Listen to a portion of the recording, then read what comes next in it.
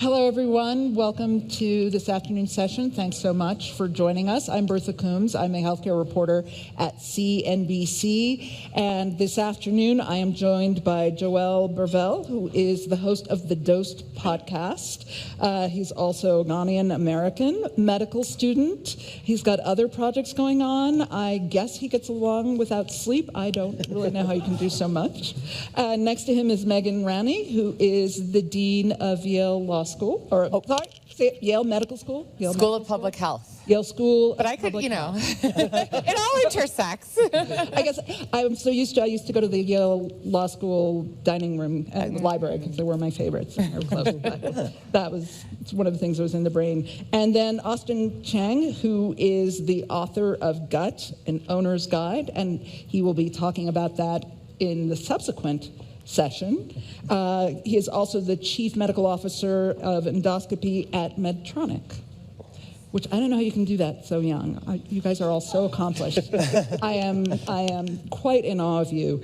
You know, we're talking today about misinformation. Obviously, it certainly came to the fore when it came to healthcare misinformation during the pandemic and vaccine hesitancy, but it's not new. You know, there was a 1905 Supreme Court case of Jacobson versus Massachusetts, with a man sued the state saying he shouldn't have to have gotten the smallpox vaccine. The High Court upheld the state's right to say that in the public health interest, people should get vaccinated. And then, of course, in the 1950s, we actually saw coming from medical people and from the healthcare systems, Bruno Bettelheim, the issue of autism, which is one of the things that has run for a long time when it comes through myths and disinformation, where he attributed autism in children to what they called refrigerator mother. It's always the mom's fault, right? Then we realized, no, this is really a neurodivergent problem. And you hit the 1990s, and you have Andrew Wakefield, who put forth the theory that autism was caused by measles vaccines and that it was the mercury in the vaccines, which has been debunked and scientific evidence has shown is not the case, and yet that persists. So I wonder, as this is not something new, and yet it feels like it has been supercharged. What is it that drove you, I'll start with you, Austin, what is it that drove you on social media to try to combat this? I mean, quite honestly, I'm a gastroenterologist by training, and so through my medical training, I'm starting to see patients come into the emergency room, come into the hospitals because of what they were learning through media, through social media, and kind of being misled. And that's really what, kind of piqued my interest on like how people were receiving their medical information, who was vetting this information, before it was being broadcast on, media channels or through social media. And I thought to myself that maybe potentially one day I could also be an authority in the area that I was trained in to be talking about these topics and help debunk a lot of these myths so that people can actually have accurate information going to seek their, doctor's care and whatnot. Megan, you really were omnipresent for me during the pandemic, helping explain what was happening. And it had to be hard as a physician because we were all learning in real time. So, yeah, I'm both an emergency physician and a public health researcher, and was on the front lines during the COVID pandemic, both from the perspective of being an ER doctor and from helping to craft our state response to COVID-19, and then on the federal level, helping to think about how we could get enough personal protective equipment to my colleagues on the front line across the country. And it was one of those things that felt in many ways like an everyday emergency department shift, where I'm taking care of folks, I have incomplete information, I have to gain trust and do the best I can to explain where we are, what comes next, and then to reset as we get more information, right? Any of you who have come to an emergency department know you walk through the door, we take your vitals, you wait, You wait a little more. Maybe you get some labs drawn. At some point, we come and we explain what the labs mean. Maybe we say we have to go send you for radiology tests. We hopefully come and explain what those mean. And then at some point, we have to synthesize all that information and say, this is my best guess about what's going on, and this is what I think we're going to do next. And then if you get admitted to the hospital, you're going to have more discussions with healthcare providers. If you go home, you might do other things.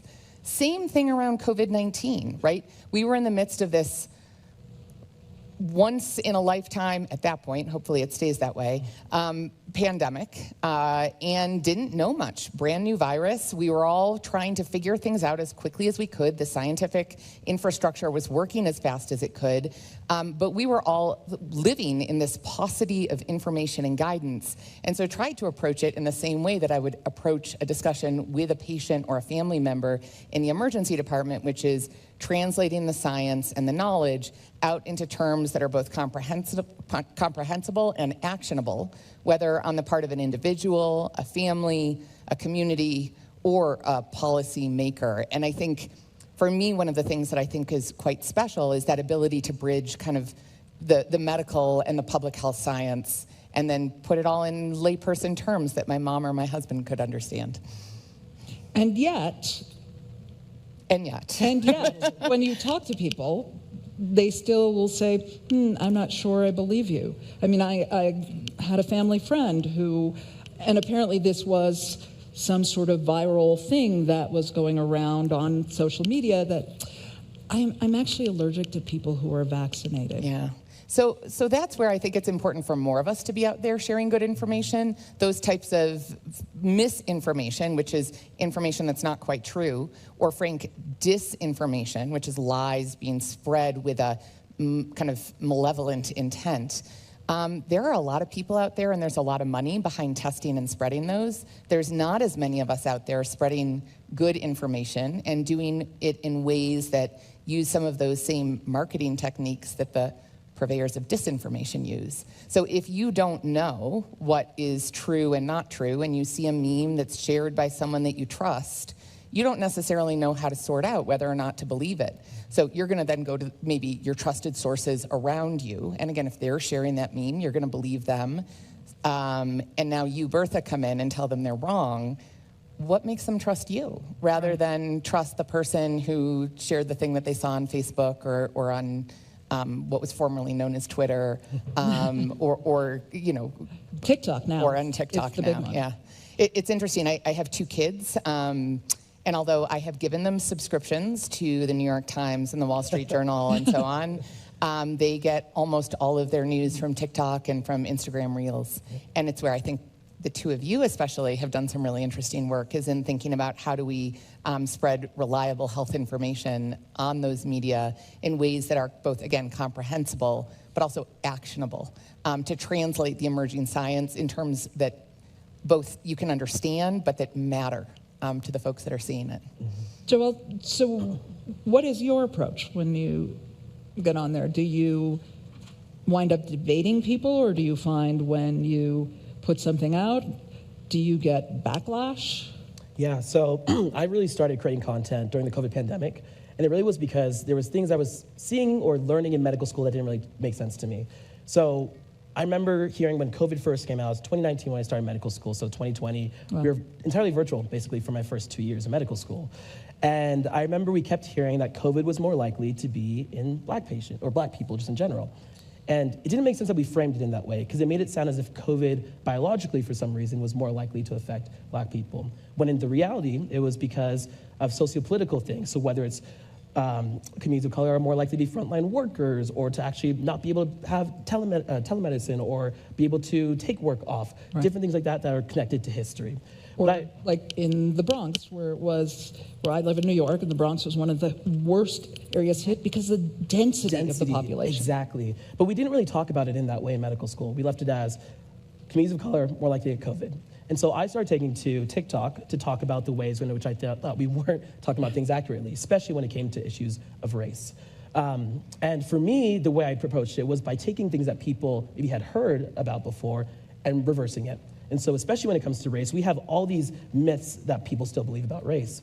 In the opening session, I talked about one study from 2016 that showed that half of medical respondents, medical students, and residents still believe one false biological belief between Black and white patients. Those were false beliefs like Black people have less nerve endings, Black people have thicker skin, Black people feel less pain. Yeah. And there was a subsequent study that was done that showed that those that believed those false beliefs were less likely to give adequate pain medication compared to other patients as well. And these types of myths exist. And the interesting thing is when I post these types of videos debunking these myths, I get a lot of comments saying things like, I believed this, or my professor just taught me this last week. And so I actually started off by doing what I called story times on TikTok. Well, what was the reaction from professors? Because obviously, I mean, I don't know, no offense, but there are some doctors who, when you challenge them, don't like it. Because I appreciate the fact that you have spent a lifetime and sometimes gone into tremendous debt to gain your expertise. Mm-hmm.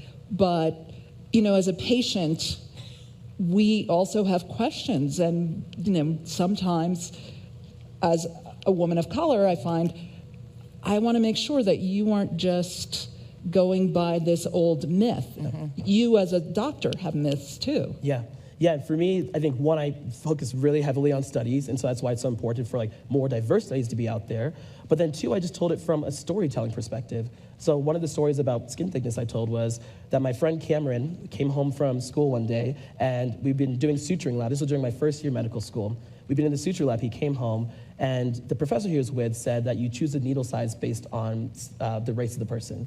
And he asked me, does that make sense? And I was like, that does not make sense. And so that's how I framed it in my video as my story time.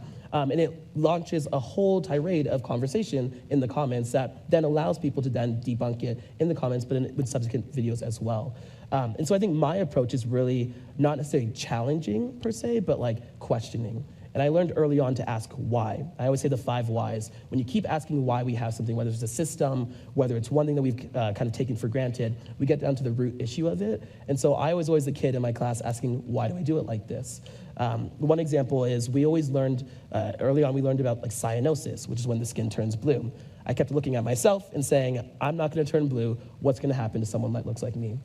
And I ended up raising my hand and asking the professor, and I felt really weird doing it because at my medical school, myself and one other student were the first 2 Black students at our school, even though there'd been 4 classes beforehand.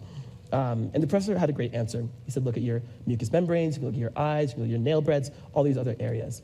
But I kept wondering to myself, if I hadn't raised my hand and asked that question, when's the first time someone would have recognized that this maybe doesn't look the same, you know, or that the myths that we have aren't necessarily true? Right. Well, you know, there are also issues with women's health that are similarly not well covered, right, in training for a lot of doctors. Absolutely. You know, I was talking to Austin earlier, and as I was thinking about this, we talk about social media in terms of things going viral. You know, and as someone who, as a kid, always had colds, it was one of the things that I learned that it was like, you know, if it's a bacterial infection, we can give you an antibiotic and we can put it out. If it's a virus, you know, coronavirus, cold, you know, obviously we now have some antivirals, but there really aren't that many antivirals. You kind of have to ride it out. It's much harder to deal with it. And it seems that with misinformation as well, it's harder to deal with it because it somehow becomes, I don't know, a core belief for people, and there's this core distrust. Does that make you think about what's going on with medicine in the same way that you asked that question? Does it make you think, is there something that we could be doing to try to help build trust? Absolutely. I feel like in some ways that example of virality almost feels a little hopeless, like you have to write it out. But my take is that we should probably be creating our own viruses in some ways. Because in my opinion, I think Joel and I probably have experienced that virality in some cases can be a calculated outcome. You know, as long as you understand what drives the platform's algorithms and what contributes to, you know, whether or not something goes viral, like watch times and engagement, you know, people commenting and liking on that piece of content, then you kind of know how to craft your story, how to storytell in a way that your content goes viral and can reach a wider audience. And I think that's something that, you know, when we're talking about these marketing skills that, you know, other people who are putting out a lot of disinformation know how to use. for us, it's not taught in medical schools, it's not taught in residency, and it's something that really should be. So in some ways, I feel like our education system is failing us in not providing us with those tools and focusing so much on just the science and the biology, but actually we need to think about the rest of kind of the landscape of healthcare. Or in schools of public health, Yeah. right? So that's one part. And then there's another, which is there's actually this whole field now of infodemiology. So thinking about, to your point around thinking about it as a virus or an infectious disease, thinking about the epidemiology of information in the same way that we think about the epidemiology of a disease, right? COVID-19, we all watch those track boards about infections, hospitalizations, deaths, how it spreads. We can do the same thing for the spread of bad or good information. And then there's a growing science about how we vaccinate ahead of time against susceptibility to bad information, how we combat misinformation in real time, and how we create credible messengers, so spread good viruses perhaps, or protective strategies, as opposed to just, to your point, as opposed to just leaving. So it's partly about getting more good information out there, flooding the zone with good information. It's also about teaching people how to evaluate those signals about whether or not something might be manipulated, misinformation, or frank disinformation, and having ways to get in and combat that when we see a rise or the beginning of a viral spread of something bad and harmful. Yeah, Do you feel like it's working? No, because we don't spend enough money or time on it, and we don't train people in it. So A, infodemiology is brand new. B, and I'm looking around this room, I see many health communicators who I've worked with for years in this room. Most of us do it as volunteers.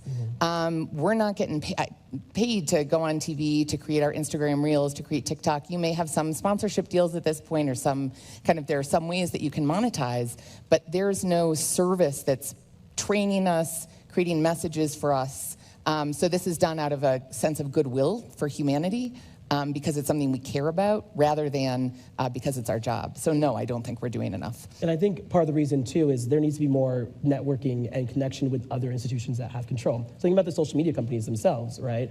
During the COVID pandemic, they did do a good job of kind of adding on like labels and things to send it to the CDC. But I think where they failed was while they found trusted messengers to kind of amplify, they weren't doing a good job of actually making sure that, how do we make sure that this algorithm rewards people for accurate information as opposed to sensationalist information. Austin was just talking about like we know how to like game the algorithm away. Like right now what it's based on is how long is someone watching the video, how many likes does it get, how many shares does it get on and off platform, right? And what's gonna get the most shares on things, something that's gonna make you scared or fearful. Things that are accurate often don't make you feel that way, right? And so I've always said, and I've told this literally to TikTok, I've told this literally to YouTube and every single platform, how can we reward people for creating real, accurate information and make that a part of the algorithm as opposed to rewarding just clicks? And that's a big shift because that changes the model. Because right now, how do social media companies get paid? Advertisements. What do they want? What are they in a war for right now? Attention and eyes. And so it's this kind of two-edged sword where you want them to do good, but it kind of goes against their business model of actually making sure they keep the eyes on the platform.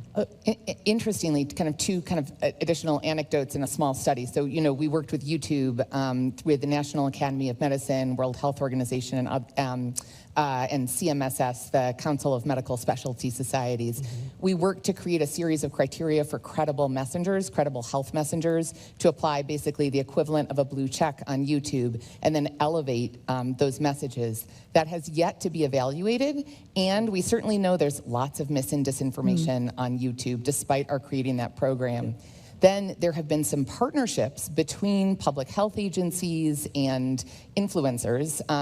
The Harvard School of Public Health did a recent study working with mental health influencers to try to share accurate information around mental illness and mental health. And they unfortunately found in this partnership that when the influencers shared this accurate health information, those videos got fewer views and less engagement than the influencer's normal content. And so then the influencer would start to be kind of put down in the overall algorithm. So it actually, there was an actual disincentive for the influencers to share accurate, non-fear-based information. So we've got a long way to go to figure out how to do this in a way that's reliably engaging.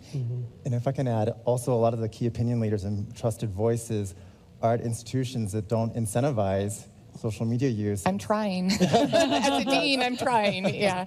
I was at an academic center advising the health system on this, and we were trying to, write in ways to, factor this into like the tenure and promotion policies. There's also been some discussions about, reimbursement potentially for work on social media. So there's a lot of work that can be done. And I know that, it's not just the platforms and the issues around the social media, platforms themselves, but also, educating, each other on how to do this. And there was an effort a couple years ago that I started, the Association for Healthcare Social Media. We tried to position it as the first kind of professional society devoted to educating other health professionals on how to use social media effectively and responsibly. So how to go viral, but also not how to fall into all these pitfalls. There might be two of my co-founders in the audience, Natalie Crawford and Pamela Meda. And we worked with the platforms directly. We tried to treat it as an academic study, helped fund some research devoted to healthcare and social media. And so there's these types of efforts that can be done to help rectify the problem. One of the things I wonder about in the age of generative AI, they train on social media, they train on everything that's on the internet, and is there a way to have a discussion with these platforms and these new, OpenAI or any of the others that are coming out to try to balance it out? Because once the machines learn something, it's hard for it to unlearn it. It's an interesting question. I'll say I'm actually most worried with AI around the easy creation of misinformation, even more than it's feeding into false corpuses of data. I'm worried about how easy it's going to be to say, create me a message to dissuade people from taking the measles vaccine if they are Black women aged 20 to 30 in Detroit, and put it in a voice that's going to sound like someone that they trust, right? And so there's a huge potential. That's the part about AI that really worries me with communication. Never mind also the deep fakes and the possibility of, you probably experienced this too during COVID, right? That people would take little clips of what you said out of context and then turn it into this false narrative. Certainly we saw that done to Fauci and to others a lot. And that becomes even more concerning in the world of AI. I don't know what the two of you think, but. I mean, I think generative AI is definitely a big concern. Another thing that I was just reminded of was I remember the Wall Street Journal had done a study where they made 100 different fake accounts, each one focused on a different subject. And they showed that, in some ways, the algorithm kind of predicts what you want to see, and people can focus on sports or pets or something like that. But also, if you're focused on sadness, it can lead you down this really, potentially harmful rabbit hole as well. And so I'm concerned about kind of, AI in that aspect as well. Yeah, and I think, AI definitely does have an opportunity, if used correctly, to source accurate information and weed out misinformation. But it's like what Dr. Rainey said, that it can at the same time it can amplify bad messaging at the same time too. And so for me, when I'm thinking about AI, I'm always about what's the input? You put trash in, you're gonna get trash out, right? Then also thinking about do we know how it's actually working within the algorithm to lead to that end product? And oftentimes we don't, that we just kind of put it to work and we hope that it works in our favor. And so really, I think what we need to do is better understand how would AI be used in social media in order to accurately go through and weed out misinformation, but also making sure that's not weeding out the good information. Right now, a lot of platforms, what they're dealing with is a lot of creators that are creating content that's about, for example, abortion care, right? TikTok kind of bans the word abortion. And so many creators have to get very creative if they want to talk about accurate information that way. Even things like contraceptives. If you want to create information about that, when you write literally the word abortion or contraception, people will put different symbols in order for it not to get flagged by the algorithm and purposefully pushed down in terms of content. So that's what trusted figures have to deal with a lot of the time. And I can see AI, unfortunately, amplifying that kind of suppression of accurate information if it sees it as something that is inaccurate when actually it is good information. And as you talk, there's one more place where I think AI is concerning, and it's not necessarily around ingesting the social media false myths, but rather the printed stories, right? You guys have all seen the story about kind of how to make pizza and that Google AI told you to make it with glue and that kind of a story. And I know we've talked about this as someone who works in the media. They're going to take those kind of bad stories out there and maybe summarize them at that top of the search page. But also, it then results in fewer clicks for paid journalists. Your work gets taken and summarized. And so my worry is actually that it destroys the information ecosystem. Well, that's and that that's already happened. And it's certainly an industry that is under stress at this point. But, we've talked a lot about social media, and obviously that's what amplifies people's ability to spread misinformation. But I wonder about the germ of it, in the sense that I grew up, we had a family doctor. My parents trusted Dr. Wayne Gorton. We had that relationship. I don't know that many people have that relationship anymore. I mean, I know I had a doctor, fortunately, for 20 years, but she retired. And now it's hard for me to find a doctor that I can stay with, because every, physician group keeps shifting. And so I wonder about, you have trusted voices during the pandemic. When they were going to communities of color and rural communities, they went to churches, because those were communities that people trusted, and that was how they were able to do vaccinations and get people to really talk about their fears and interact. That isn't happening, it seems to me, within the health system with your primary care doctor necessarily. Yeah, I feel like this highlights a bigger systemic issue of, the visits with our clinicians are shorter and shorter. I think a lot of the frustration among the health professionals and burnout, it's also being manifested in, dismissive care. And when people are not getting their questions answered or not feeling like they're heard or valued as patients, then they lose trust in the system, and it kind of feeds in this vicious cycle. And I think it's on us who are visible on social media and active on social media to also kind of re-inject a little bit of humanity. My approach is showcasing a little bit of my own personal life. I know not everybody likes that approach or, is willing to share that much, but I try to, show that I'm also human and I have the same questions and concerns that everyone else has. And hopefully that part of my aim is to just, bring that distance closer back together between physician and patient. Absolutely. And for me, I think what I try and do on social media to gain that trust back is by talking about those pain points. I don't think it does any good to hide them. The fact, and I'm very honest about it in terms of both how healthcare is changing. As I mentioned at the beginning, I talk a lot about race. So I talk a lot about how there's a history in the United States of inequities and injustices against the Black community. I have a whole series called Hidden Medical History. And for a long time, I thought I was going to be scaring people away from the healthcare system.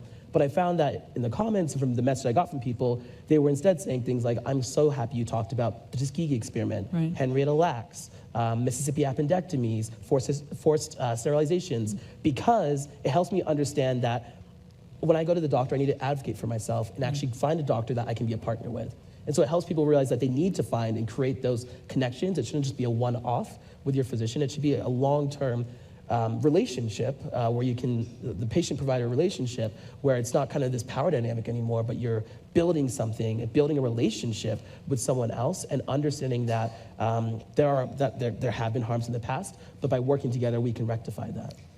And the last, I would say it's also about the team approach, that not every physician, nurse practitioner, social worker, physical therapist is going to be out there on social media. And so I think it's thinking about, for those of us that do have voices, whether in traditional or social media, how do we use those for good to create trust, to help amplify accurate messages in a way that then makes our colleagues' jobs easier? Because as you said, the life of a healthcare provider in the United States right now is really, really tough. Very stressful. It's super stressful, and folks are leaving bedside care in unprecedented numbers, physicians, nurses, et cetera, partly because of misinformation and workplace violence as a result. I know that I and any of you in the room who are practicing providers experienced this during COVID, having patients get literally angry at you when you told them their diagnosis or tell you you were lying.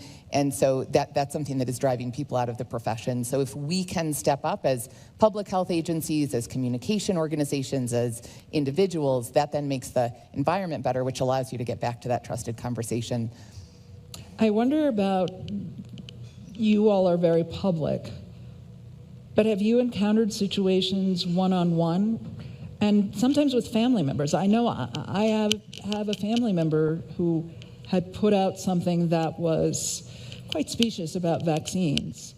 And I pushed back, and she said, "Are you trying to trigger me?" And I felt better that it wasn't just me, her older cousin saying this, but some of her peers were saying, "No, sweetie, we don't think that's right." So I felt better that I wasn't the only one pushing back to say, "No, that's not right." So I'm wondering, I find it's really hard when it's family one-on-one. How do you deal with that? So there's this skill called motivational interviewing that we use in medicine, kind of across health, which is around kind of starting by listening, creating a shared alliance around goals, rolling with resistance, using empathy, and I use that skill. I'm not going to get someone from 10 to 0, but I might get them from 10 to 7 in terms of what they believe or what actions they're going to take. It's true for COVID vaccines. It's true for the work I do on gun violence. It's true for talking about wearing sunscreen, right? We could talk about any of a bunch of different topics. So for me, that's the technique, is one of starting with connection and then slowly finding those spaces where you can engage in a conversation that allows challenge. Sometimes it's not worth the conversation, though, and so for the sake of the relationship, I back off and maintain my relationship with my loved one until the time where they are ready to engage in that motivational interviewing conversation, which is part of the technique, too. I'd say outside of family members, I have had one-on-one, conversations with people, and you just never know what their motivations are. Right. And sometimes people have a very civil conversation with you, and they'll take bits and pieces of your answer and broadcast it elsewhere and kind of put it out of context, and that can be really concerning. And even fellow physician colleagues of mine, also have opinions about vaccines, and it can be a really difficult conversation because they have also this medical background that you have to navigate too. Some of our physician Facebook groups are a little terrifying, so yeah. And you don't know what they're trying to get out of this. Yeah. Really, I wonder about that. You talk about making it, in a sense, part of public health to be out there doing information. But do you get flack from your colleagues saying, "Hey, come on, that's not what your job is. You're supposed to be treating people. What's this, you going on TikTok?" Yes. Well, I can As a med student, I'll bet you have stories. Yeah. As a perspective, I'm a medical student, Right. still, right? And so I'm in my last year, and I started this during my first year of medical school, and it was really fascinating. I think for the most part, I got really positive feedback from people because a lot of the things I was talking about were things that no one else was, that were true and that were research-based, but no one else was talking about. But I have had physicians who have said, I'll give one example, actually. So I don't know, how many people here have heard about the GFR equation? Okay. Some people. So Terrific. Yeah. I'm impressed. That's more than usual. So GFR stands for glomerular filtration rate. It's a measure of how well our kidneys work. If you have a high GFR number, your kidneys work well. If you have a low GFR number, your kidneys don't work very well. For decades, there's actually been a racial correction for this equation for Black people, and only for Black people. Why? Why? Exactly. When you go back to the research, you look at it, and it essentially, they showed a small cohort of Black people, found out there was a higher level of muscle breakdown protein called creatinine. And so they said, let's multiply this equation to actually reach equity. That was the idea, to be equitable. What that ended up doing, though, was making it seem as if you're, all else being held equal, if you're Black versus white, the Black person would have better kidney functioning. That made it harder to get access to kidney specialists, harder to get diagnosed with chronic kidney disease, harder to get a kidney transplant. It wasn't until 2021 that equation was changed, and that a new marker, cystatin C, in addition to creatinine, was used. And in 2023, the Organ Procurement and Transplantation Network actually went back and basically reevaluated and said, if you've had this race-based equation used, we're going to readjust it for those patients. Actually, I've been making videos about this all during this time, and I've actually been getting a lot of pushback from physicians, some physicians who said, no, this race-based equation should exist because of X, Y, and Z reason. And I found myself having to defend and say, well, we know race is a social construct, that there is no biological reason for race. It's a social construct, meaning that you can't look at their genes and choose out someone's race. You can look at ancestry, but you can't look at race specifically. But there was a lot of people kind of going back and forth. And so I felt validated when the equation was changed and all these things were happening. But I actually had a patient reach out and said that she'd seen my videos and she'd been sending them to her sister who had chronic kidney disease during this entire, over the past 4 years. And when that news came out that they could adjust it, she actually reached out and said she sent it to her sister. Her sister took it to her doctor, and she got moved up 5 years on the kidney transplant list. Wow. And so these are moments where I'm like, as much as a pushback comes, when you put out accurate information like that, which is there's misinformation, there's the myth of black excellence in terms of Right. black superiority and muscle mass and all these types of Right. things. But when you can debunk these things and actually cause people to understand their own health, it allows you to go to the hospital, reach that patient-physician relationship, have better kind of trust overall, and actually be able to get better care overall. So. Yeah. I would say there are lots of trolls out there, whether within or outside of the medical community. It doesn't discriminate. We've got folks that are healthcare providers who are equally as trolly as people outside, and they're out there, and it's part of you expect it with the territory if you're out and you're public. But there are tons of benefits to being on social media. The professional dialogue that happens, the sharing of new studies, the dissection of the studies and their strengths and weaknesses. I find it to be one of the most terrific educational tools that I'm part of, and it's been a way to find collaborators and to work with communities that I might not have otherwise worked with as well, folks that are not part of the public health or healthcare profession, to create alliances around sharing better information. So to not throw the baby out with the bathwater, yes, there's a negative side, but there's tons of positive from being online as well. Yeah, I faced pushback for different reasons along the way. So I started on social media over a decade ago on Twitter initially, and at the time I was a trainee, and a lot of the faculty mentors were saying, this is a waste of time, this is an embarrassment to our community, you should get off the internet. Lo and behold, years later, they're all getting on the internet themselves on social media. And I kind of switched from platform to platform. So on Instagram, there's a whole different culture and identity, and I sort of adapted to that identity and got some flack for that. Then when TikTok came along in 2019, I started adapting to that model, and my content is a bit sometimes humorous and funny and dancey.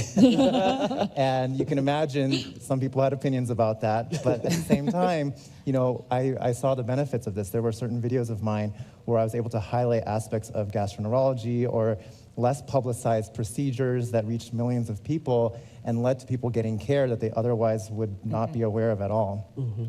So you went with your gut. Oh. Yes, it was a gut feeling. But I had to get that dad joke in there. So, on that note, let's open it up to questions. There are folks with microphones around the room who will come by. Let's go with the gentleman in the back first. Thank you all for doing this. This is great. In terms of misinformation, my question has to do with women's health. And I'm told that there's been an assumption for a long time in the science of women's health that women are just smaller men. Is that starting to shift? Is the science starting to be addressed? And will there be new studies, do you think? Well, let's be clear that it wasn't until the early 1990s that it was mandated that women be included in clinical trials. So any medications that we take that kind of were tested and approved by the FDA prior to the early 90s didn't necessarily ever have to be tested on us as women. And women are also systematically excluded from many studies because of fears about us being pregnant and the fear of teratogenicity or of harming the fetus. And that means that we're not eligible then for many studies. So there's just a lack of data. And just as there have been a lot of assumptions around how race intersects with biology, there have been a lot of assumptions around how biological sex as well as gender intersect with everything from drug metabolism to the presentation of disease, with heart disease being a classic example where we present slightly differently in terms of symptoms compared with men, to cancer, and I could go on. So yes, and it's complex, and again, it goes back to history and the way in which our fields were run by men, and it was thought that it was risky to include us in studies. So I'm grateful that that is starting to shift, long overdue. And yet even, I was reading something the other day about the Alzheimer's drug Leqembi, which has an average score supposed to sort of delay the progression of Alzheimer's by about 27%. Well, there was an update to the study that showed actually for men it was actually 42%, and somehow for women it was only 12%, which was astounding to me given the fact that women are the majority of people with Alzheimer's.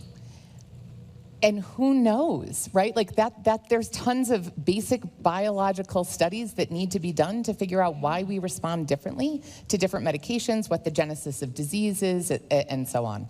So there is so much work to be done. Mm-hmm. And I can just speak from the medical student standpoint of like what we're learning right now.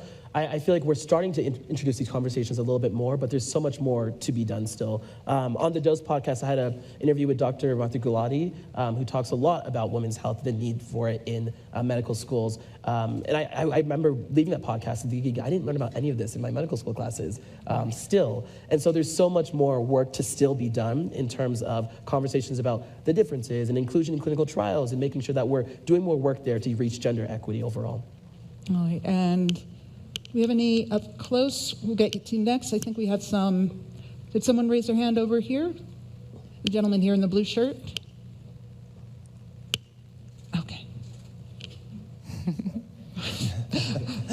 Really? Well, we've got doctors in the room if anything happens. That happened yesterday, and we actually had someone faint during our presentation yesterday morning. The altitude. Oh my goodness. Yeah. Yeah. But she was sitting next to a fellow ER doc, so it was okay. She was fine. As a clinical psychologist, I was fascinated with the Harvard work creating mental health influencers. Mm-hmm. I'm not surprised it didn't work because mental health isn't sexy. To be a little depressed, to be a little borderline, to be a little OCD, that's more sexy. Which brings me to my question, how do we market health? Mm-hmm. How do we create influencers that my granddaughter at 9 years old is going to say, it's cool to exercise, it's cool to eat right, what have you? I feel it's actually kind of building, to me, social media is an extension of real life, so it's actually building a human connection through social media. And actually, there are a number of really big mental health influencers who do a fantastic job at kind of putting themselves out there, showcasing their own personality, and through that kind of lifestyle content, able to inject a little bit of information and knowledge and give people some information that they, I don't want to say subliminally, but in some ways kind of package it in a way that you might not otherwise. It's not just throwing data at people or just throwing information at someone. And I think celebrities are as important because I think about Simone Biles's very visible issues with her mental health during the last Olympics, and Michael Phelps coming out and talking about his John Fetterman this morning in his discussion here. So I think there it's about authenticity. I think one of the things with the Harvard study is that these were influencers that weren't typically talking about mental health, and they tried to insert it, and that's not what their audience was expecting, versus like PsychMD, who does brilliant work around kind of ADHD and communication. That's her entire personality online. And so I think part of it is making sure that it's congruent. And then our job is to help provide that accurate information to folks that want to communicate well. The last thing I'll say is you've commented about the algorithm. Again, we don't learn in med school, in public health, in clinical psychology about how that works. And it's not that I expect every health professional out there to be doing this, but there needs to be some part of the curriculum that teaches us how to think about how to communicate well and or ways to create those partnerships with brands or content creators or marketing specialists. Yeah, seconding both what was said here, and I think also working with celebrities, authenticity, all of that's so important. And then I think like packaging it in a way that just feels like exactly what Austin was saying, like normal, right? Like going through life. And so a popular trend, if you're on social media that you'll have definitely seen, is like a day in the life, or like get ready with me, or like people putting on makeup. And I've now seen people putting on makeup and talking about their depression at the same time, which is like, whoa, what? But it's effective because people are already watching the makeup tutorial. If you add in a real just life story of yourself in that moment, people want to feel authentic. They don't want to be marketed to, and for anything, even if it's about health, they want to be educated in a way that feels authentic. And if we can get front here, thank you. I know you're in a tough spot. Just like our country is divided politically, I feel that one thing we're not looking at, there's a big influencers of alternative medicine versus traditional medicine. Yeah. And a lot of these Yeah. anti-vaccines came from the alternative world. So how do you feel about that? So I think it's because of that people feel not listened to by their doctor, and they feel hopeless, they're suffering, and they're not getting answers. And so these wellness influencers who have existed, as you said, forever. Snake oil salesmen have been a thing since the dawn of time. The FDA was created in part in order to restrict the sale of opioid-laced cough syrup and cocaine-laced Soda. thing, right? Like, this stuff has been around forever, and it's because people don't feel like they're getting answers or help in other ways. So it's absolutely present in this, not that wellness and lifestyle kind of change are bad things. Yes, you should be out in nature and taking walks and eating well, but it substitutes for accurate information. Specifically in the realm of women's health, I highly recommend looking at Jen Gunter's work, Dr. She Jen does great Gunter. work. She does outstanding work kind of debunking many of these purveyors of truly harmful supplements and actions by women. Or steaming your private parts. Steaming your private, like all kinds of weird and not useful and, again, potentially harmful stuff, but that women use because they feel otherwise ignored, going back to your question about women's health. So to me, that, again, it's the answer. It's the absence of something better, and it's the fact that they make a lot of money off of doing it. So there is a real profit motive for them to sell their supplements and whatever else. And when they make a lot of money, they have a whole marketing engine that can keep them going, and it's challenging. Yeah, and the people who subscribe to some of those things and not at all to kind of what we're taught conventionally, it can be difficult. You have to move the needle kind of very How gradually. difficult is it when the purveyor of this information or the supplements is actually a medical doctor? Yeah. I mean, I find that really Gut health. difficult. You want to? Right? It's very challenging. And when you try to open up a conversation with some of these other physicians, they immediately block you, restrict you. They don't want to hear it because they're likely profiting off of whatever message or whatever they're selling. Yeah, and oftentimes then that has to be taken to a higher level, to like the actual social media platform level, to figure out what's happening here, because it's hard when there's that many people that are supporting it. But one thing I think that this is a symptom of too is, and I always say this, one of the most important things I've learned in medicine, medical school, beyond just like medicine, is actually how do you look at information? How do you understand what is accurate, what's inaccurate, who the players are, why they're pushing out that specific information there when you read research papers? And I think our country does not do a good job of teaching us at young ages of how to critically evaluate information and data. And I think that starts way younger. And so I talk to a lot of elementary, middle school students about social media, but my talks are about how do you figure out if this is true or not?